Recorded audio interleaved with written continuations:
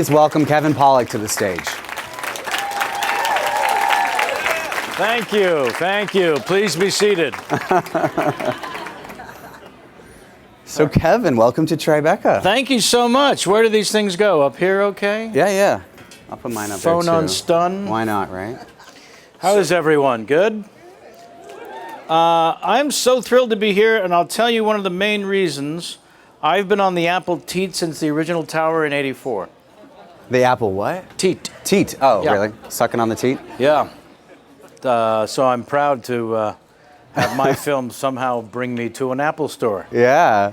So your film is already available on iTunes, talking about Apple. Yep. We open it in a couple of days. We climbed to number one. On number one documentaries. documentary. That's awesome. And racing up the independent charts. iTunes is a wonderful thing. Congratulations. Thanks, man. So It's shocking, I'll be honest with you. I don't mean Really? to act like it isn't. With your clout this is- behind it?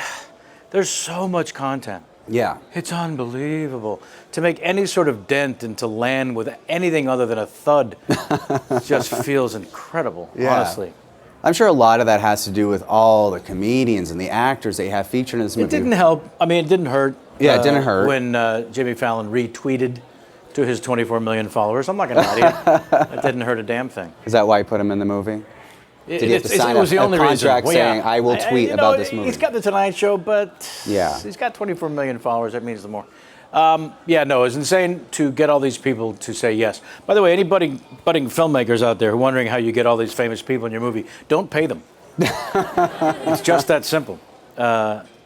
Laughter, joking aside, by not paying them, you don't have to deal with their agents, managers, lawyers, and publicists. Oh my. You just, you have to have their email, technically. But otherwise, that's all you got to do. Not pay them. Did you go to their homes? No, we used a lot of different sets. Okay. My home is used a few times. We shot it in New York for a week at various homes wherever we could get in. Caroline's on Broadway, we shot a little bit. You see the Jim Gaffigan shot, he's there. And then people's homes, but not necessarily the talent who was smart enough not to let us into their homes. Yeah. And then 3 weeks in a row in LA, 4 weeks consecutive, whoever we could get, we got. When we started shooting, we had 25, thrilled. Figuring I'll spend an hour with each is 25 hours. That should be enough to carve a 94-minute movie out of. But people kept saying yes while we were shooting, and we ended up with over 60, which is almost 70 hours of footage, which for me alone in the editing bay for 10 months. Well, you cut trying this to yourself? figure out what the hell this movie was. Yeah. Oh my gosh. Yeah, I got a friend with 2 Academy Awards for visual effects. Robert Legato, he won for Titanic and Hugo. But he'd been shooting second unit for Scorsese since The Aviator. Wow. And doing all the visual effects. And he's a good enough friend that he agreed to help edit initially to try to find some sort of template. And we put together a little 10-minute thing, brought it to Sundance 2014 for the production company, Heretic Films, that was one of the co-financers of this. But that helped, and then I had to go off on my own. And spent all that time taking 10 minutes and making it 94. Yeah. And then I brought in a great editor, Dylan King, to help with all the transitions from chapter to chapter and make it look a little more slick. But I could still be cutting the film because there was no script and no narrative to work from. Mm-hmm. Just the horrible decisions I made and then fixed for 10 months until they said, you've got a deadline to submit to Sundance. And thank God, because otherwise there's no correct answer on how to do this. Yeah. Just, Well, I can't wait for the DVD. I mean, geez, the deleted scenes that you're going to have are we're figuring out how to assemble, repackage the tremendous amount of footage we have in terms of, is it a series? Is it a 20 episodes, 5, 10 minutes, 20 minutes, whatever it is. For now, we're launching the film and ridiculously excited about it. Well, you brought up Sundance. Let's talk about Sundance. The film first premiered there to great acclaim and got picked up by Tribeca Film, who's now distributing it in January at this year's festival. You're a first-time documentary feature filmmaker, legendary comedian, actor. Well. But were you still nervous? He is. Legendary. No, but you are. Sound like my mother. Oh. In my generation. Yeah, sure. Thank you. But going into Sundance, were you a little scared, a little nervous about unveiling your film. Being accepted into that festival for the premiere of your directorial debut is the goal line. That's the victory. Yeah. It's a calling card you take with you, hopefully to your next job quickly, or just tell everyone who will listen.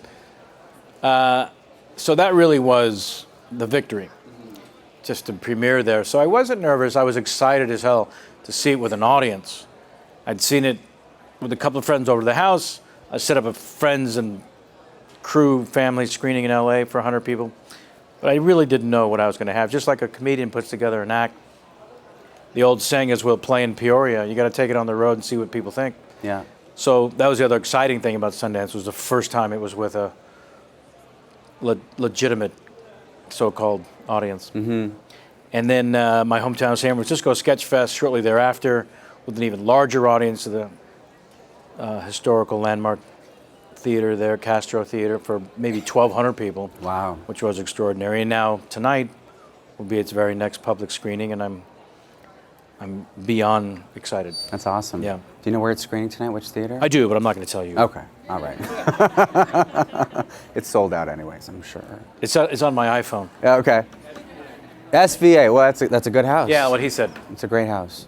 Why don't we unpack why you made this movie in the first place? I know it's kind of a general question, but I'm just curious. What inspired you? No, it was brought to me. Okay. A woman named Becky Newall was developing an idea to do a documentary about comedians specifically who suffered from clinical depression. She spoke to a producing partner of mine, Burton Ritchie, with Heretic Films, that was developing a script of mine for me to direct. She mentioned the premise, and she had the title, Misery Loves Comedy, great play on words. And then he said, well, I know this guy, he wants to direct. He's been a comedian his whole life, professionally for 35 plus years. He's been hosting his own chat show on the internet for 5 years at that point. Now we just celebrated 6. So he's got interview skills and he can book talent. And he wants to direct. As I said, what else do you? And she said yes, and they brought it to me, and I said, yeah. Yeah.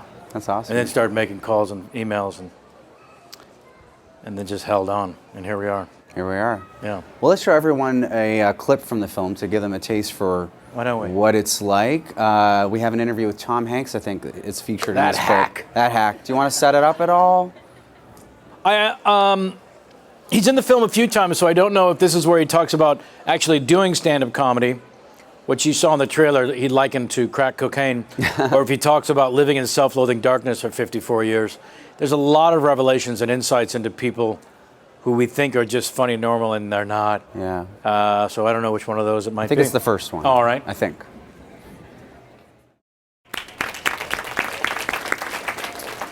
Were there any big revelations made by any of these people that you documented that really, really surprised you? And if so, which ones? Yeah, the film is 94 minutes out of 70 hours, so the truth is, they're all the revelations and surprising moments that are in the film now. Yeah. I tried to focus more on those than general insights, general information. I tried to really hone down to the more revelatory and hilarious. You know, when you ask funny people about misery, they can't help but be funny. Yeah. So I cut it as a comedy. It's way more funny than not, according to the live audiences, not according to me. It's a ridiculous subjective art form, so you need an audience to tell you what's funny. Mm-hmm. And it's definitely a comedy. Thank God. Did you screen it for any of the comedians that appear in it? Did you host a big... No, I've sent them links, and a few have come out to, Kevin Smith. Lisa Kudrow flew out to Sundance for the world premiere. Kevin Smith, Scott Aukerman, Janine Garofalo, and Dana Gould, who are all in it. Yeah. We're at the San Francisco Sketch Fest tonight. Jim Norton and Lewis Black will be there, as well as part of the Q&A afterwards. Okay. So, whenever people can make it. Yeah. I at some point, I don't want to keep hawking these people. I begged them to be in it, and then I have to beg them to help promote the pre-order on iTunes, and then beg them again, please tweet, you can get it now. And then at some point, you just want to leave them alone. The film's been divided into chapters, based on the questions that you asked. How did you come about dividing it into those chapters? Well, to give it some sort of form and a 3-act structure and an actual narrative, it made sense to create these chapters that represent the sort of arc trajectory from Who's Your Daddy and or Mommy, where it talks about were your parents supportive or not, through losing your amateur status, the Brit who stole from Spinal Tap, another influence, where Steve Coogan talks about taking a riff from Michael McKean from Spinal Tap, who himself is doing a mock English accent. But the British Steve Coogan got a riff. It's meta. Yeah. And then putting in your 10,000 hours, Bombs Away, talking about bombing, and so on. And so you started to get this ebb and flow of the life and the choices. You know, children suffer from "Hey, look at me" disease because they're children. They need attention. But adults suffer from "Hey, look at me" disease also. Otherwise, Facebook wouldn't be a multi-billion-dollar company. Yeah. Clearly, we need attention. But who chooses "Hey, look at me" as a career? And all the rejection that comes with that. Who chooses and needs that attention as a profession? That's a sick fuck. And you're one of them. Yeah. Why did you choose it? I'm just curious. I was young and I was collecting comedians that I saw on TV, like my friends were collecting baseball cards. I was just fascinated by standing there and telling stories and being funny and everyone going crazy. And Natural Born Ham clearly needed to be that person, you know? Yeah. My parents brought home a comedy album and I saw them lose their shit listening to some voice coming from the stereo hi-fi, the 7-foot wide piece of furniture. Compare that to the Nano. Everything comes back to Apple no matter what I do. Is the Nano still a thing? And then I wanted to be that guy that voice coming out of the furniture. Yeah. Making people laugh. So that begs the question, you don't appear in this film. You're the one asking the questions. You never really turn the camera upon yourself to answer these questions. Yeah. Why is that? Why did you choose to go down that path? Well, because I was able to get 60, whatever the number is, incredibly famous, funny people.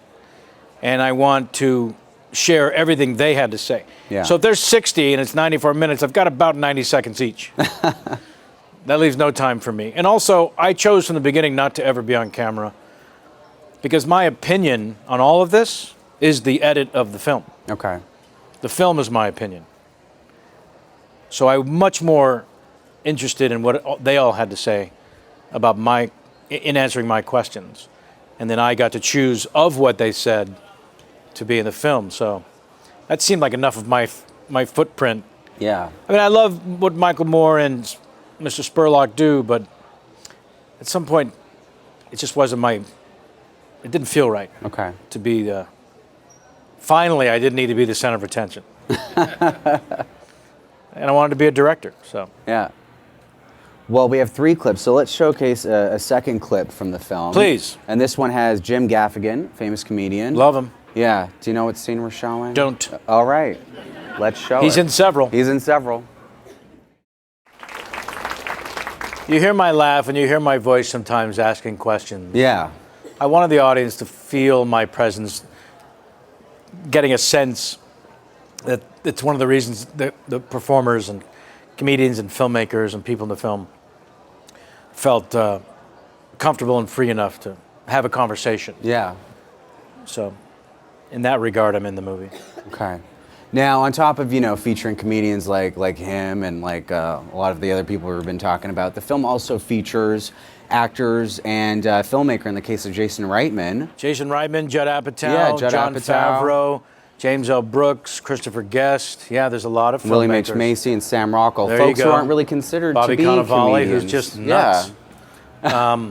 What went behind that? Why did you choose to include those people? The thesis grew beyond you have to be miserable to be funny to include who chooses this life. And then at some point, my producer, Burton Ritchie, was smart enough when we were at Sundance in 2014 with just that 10-minute teaser to say, look, you know people that are going to be at Sundance. Why don't we get you a little crew?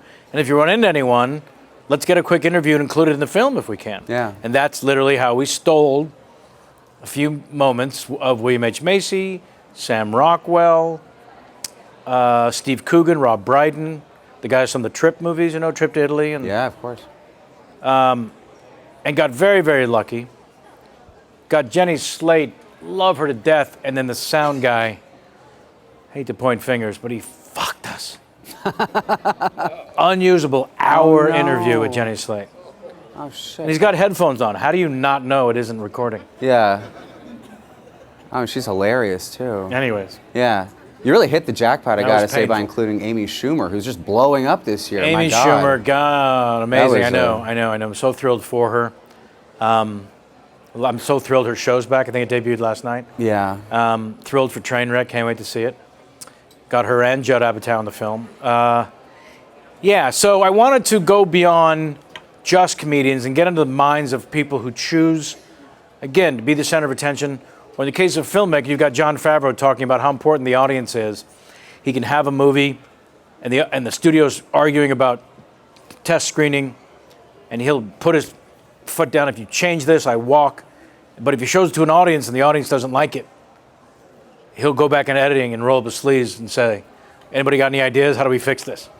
So I wanted that point of view of how important the audience is. And I wanted as much of the experience as possible, not just stand-up comedy. But, Sam Rockwell, I saw here on Broadway, a beheading in Spokane with Christopher Walken. Wow. I was going to ask you to do your impression. So well, you don't have to ask. I'm here. I'm a dancer at heart. I kick it old school. Oh, my God. He has a film at Tribeca. Yes, he does. I can't wait to see him. Yeah. It's you, he'll say. So I saw Sam in that play, and he has a monologue where he stands in front of the curtain and talks to the audience in the middle of the play. So I knew him and Bobby Cannavale, who's done Broadway, and William H. Macy, and all the Mammoth plays, they knew what it was like to stand naked on a stage and try to get a laugh, even if it was written by somebody else. And there were other actors, and they weren't standing alone. They still knew the pain of when the laugh doesn't come, which is why one of the chapters in the movie is Bombs Away, and the fascination of bombing, and how fun it is for comedians to see their friends bomb. Do you still frequently go to comedy clubs and seek out new acts to see, where comedy is going nowadays? Yeah, I love to check out what's new and try to keep my finger on the pulse of it. It's impossible because the amount of comedians exponentially has gotten a little insane from when I started in the late 70s. Yeah. I wish I could give credit where credit is due, but someone brilliant said, when I started out in the 70s and I ran into someone and they said, what do you do? And I was unknown, I would say, I'm a comedian. And they go, wow, you're a comedian. What is that like? And in the mid-'80s, what we call the gold rush of stand-up, when it was comedy clubs grew from 50 to 350 nationwide. And people ask you, what do you do? I'm a comedian. Oh, yeah? My cousin's a comedian. He says it's really fun. And then in the beginning of the 90s, by the mid-'90s, what do you do? I'm a comedian. Oh, yeah, me too. You too. Who the hell are you? What do you mean, you too? So now it's thousands and thousands and thousands. Yeah. Now you really got your your start in long time ago as a comic. Fire had just been invented. Yeah. And, in the 80s. So you just stood in front of the fire. It was kind of a spotlight. Yeah.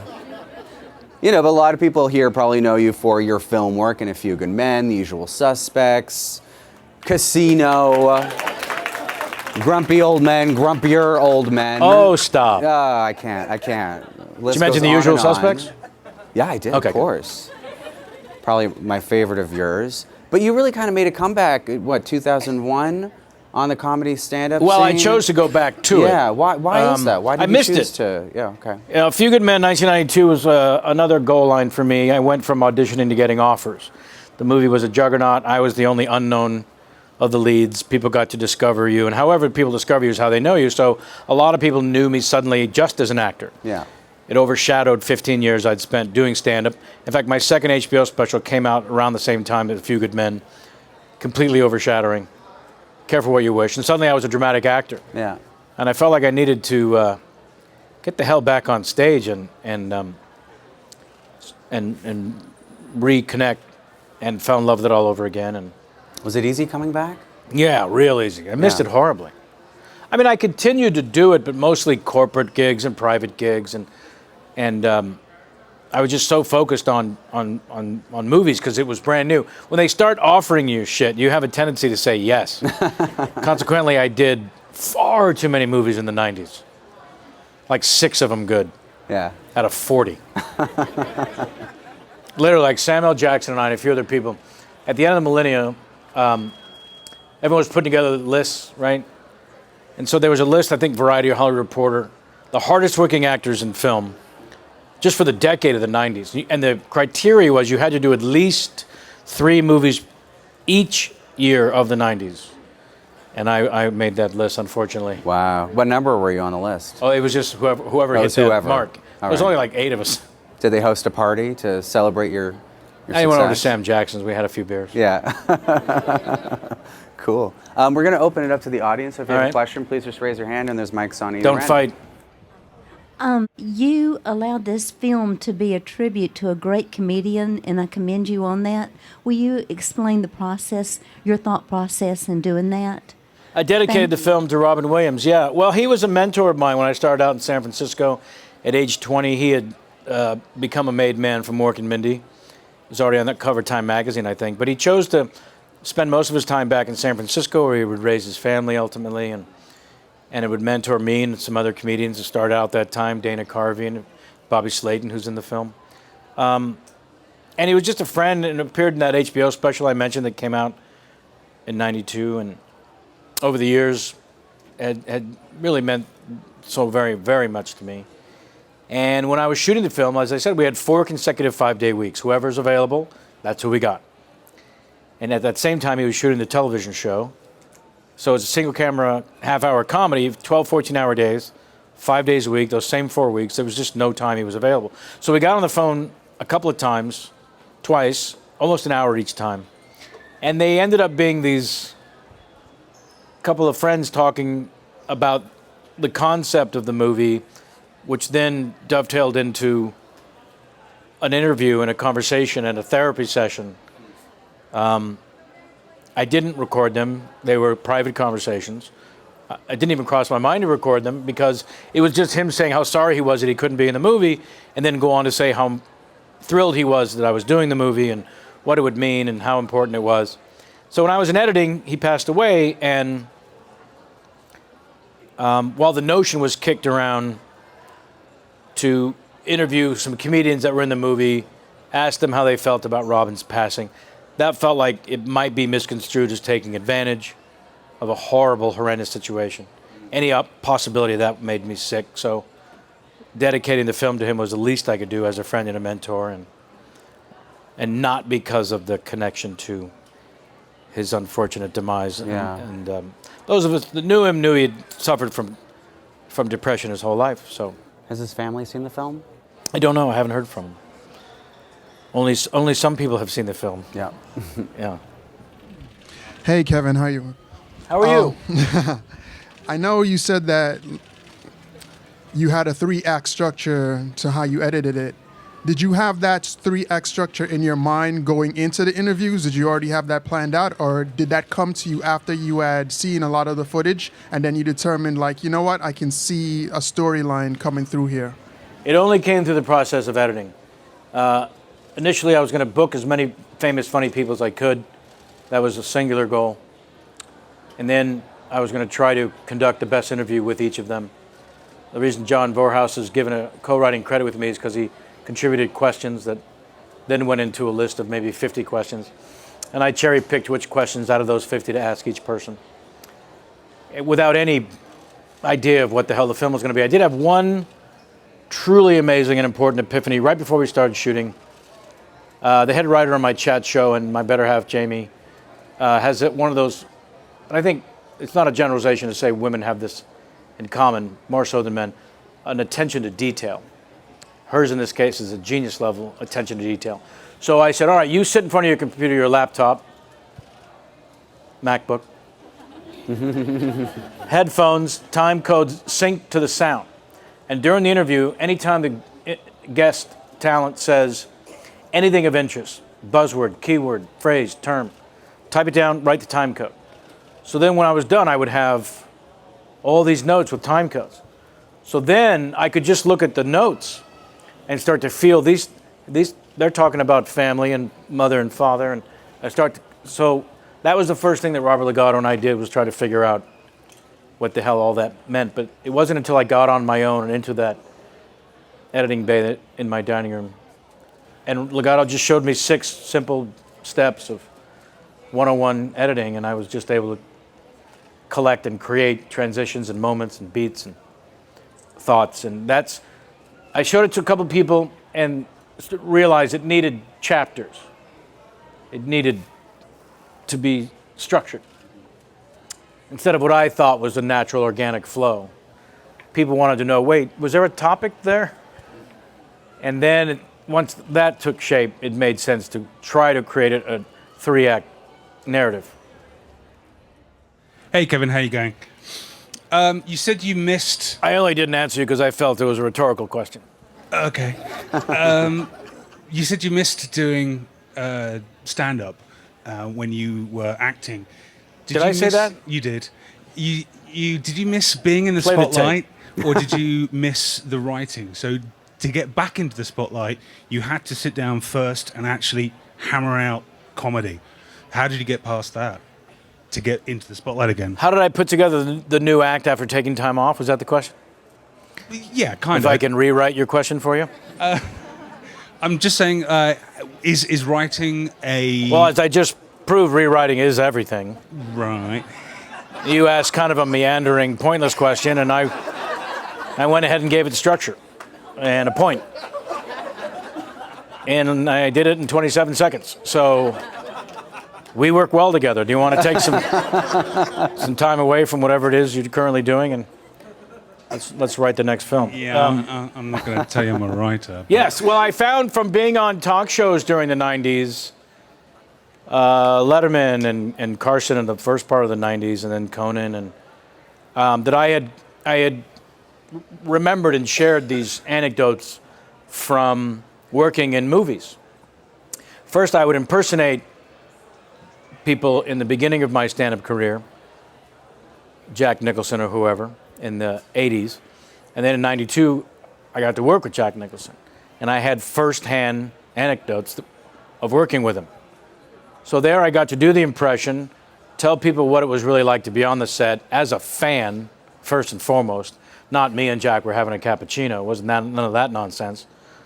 It was surreal. You know, I was a stand-up comedian with no formal training, suddenly in the company of greats, waiting for someone to tap me on the shoulder and say, "We've made a horrible error." We meant Kevin Spacey. Can you? So then I would tell the story on the talk show about working with Nicholson and do the impression of him within the story.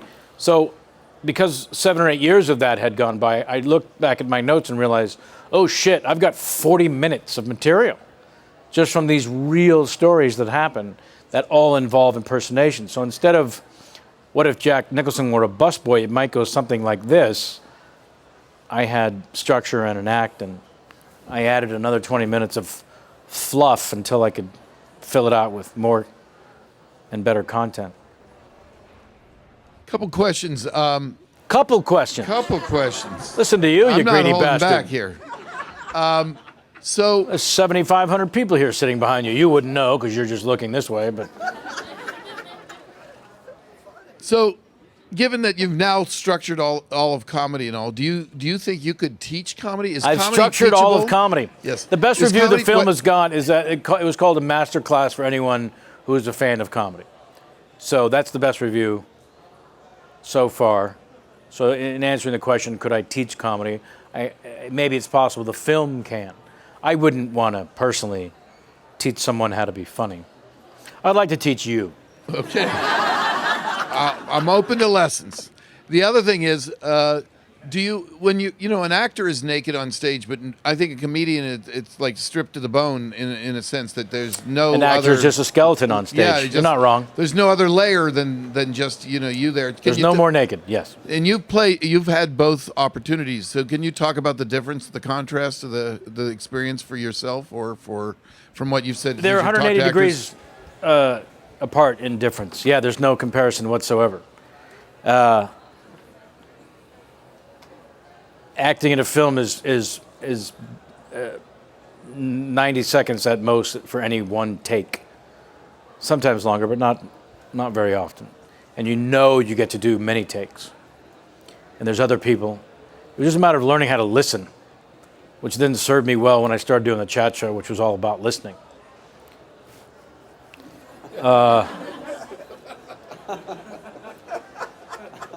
Turns out that's all an interview has to do, is cough up a couple of questions and then shut the fuck up.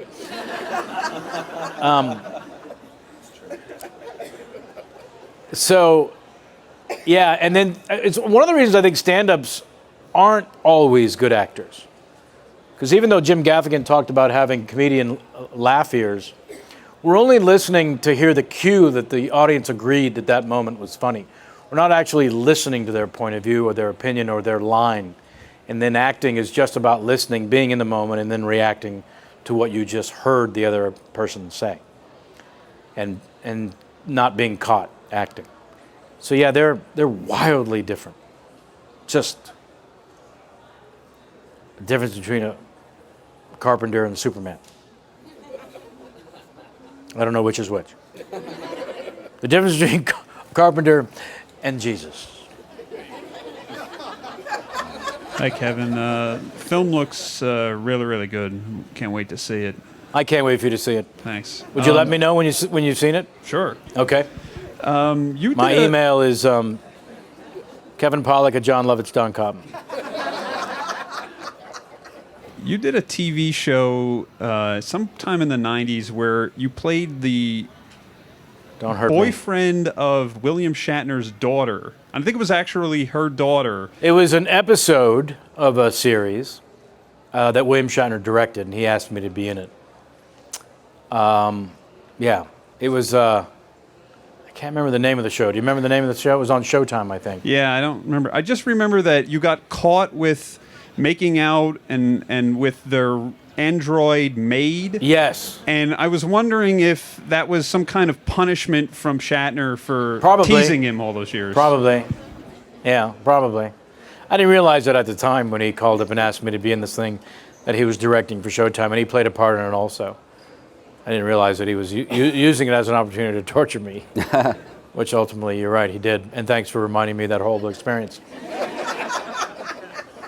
What an asshole. I can't believe you said that. Ha. Thank you. It's William Shatner. Hi, Mr. Pollak. Is my dad here? Oh.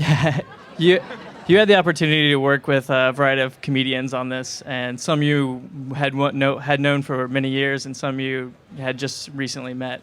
Was there anybody in particular that you had just recently met that sort of surprised you, that maybe you connected with, that you didn't expect to? Amy Schumer was new to my radar. Instant love affair. It killed me not to be available to do this great sketch that she asked me to do for her new season. I don't know if I should give anything away, but it's 12 Angry Men, and what we're deliberating on is whether or not she's attractive enough to be on television. It's so scathing and brilliant that she wrote. It killed me not to be available. I was acting in a horrible movie.